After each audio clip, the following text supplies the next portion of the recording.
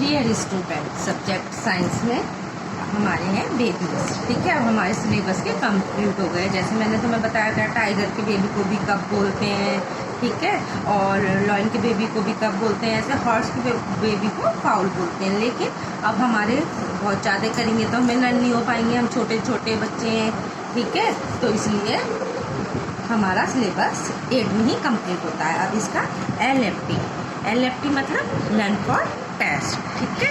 जैसे काऊ का बेबी काव, CALF काव, कैट का baby kitten, KITTEN kitten, dog का baby puppy, PUPPY puppy, goat का baby kid, KID kid, duck का baby duckling, DUCKLING duckling, pig का baby piglet, PIG let, pig का baby piglet, lion LION lion, lion का baby CUB cub, FROG frog, frog का baby tadpole, TAD tad, POLE पोल।